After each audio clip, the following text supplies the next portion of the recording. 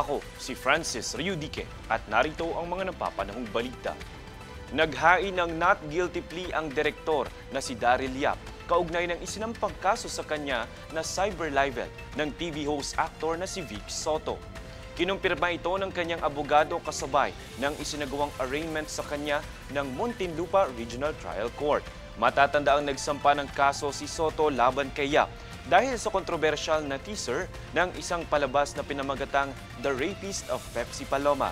Tinukoy kasi na rapist sa teaser ay ang pangalang Vic na itinanggi naman agad ng kampo ni Soto.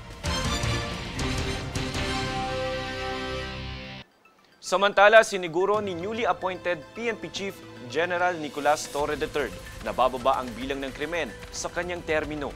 Isusulong din niya, aniya, ang modernisasyon ng PNP. Para sa detalye, narito ang ulat.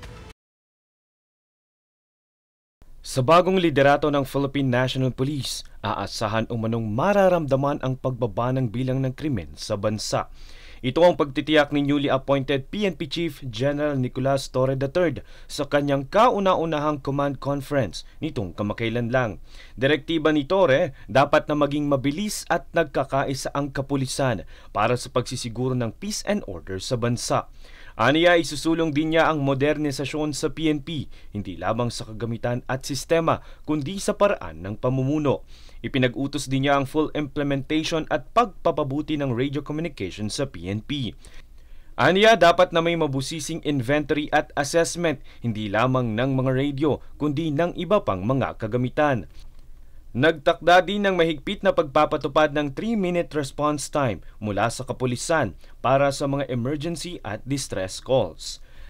Dapat rin aniyang i-maximize ang deployment ng mga pulis at mga police mobile para mas mapataas ang police visibility sa mga komunidad. Aminado si Torre na mabigat na trabaho na kumbinsihin ang taong bayan na mapapababa ang krimen sa kanyang liderato, ngunit hahanap umano siya ng paraan para maisakatuparan ito. Francis Riudique, nag-uulat para sa Golden Nation Network.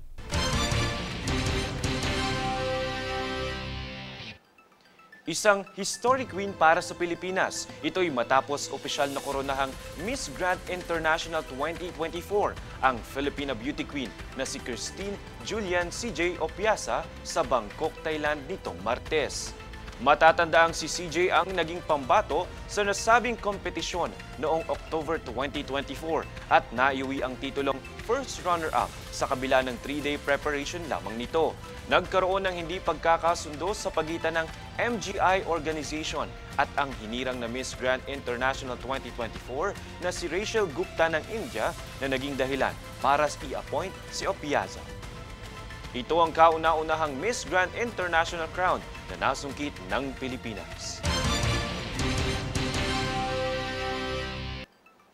Kami ang boses ng pagbabago.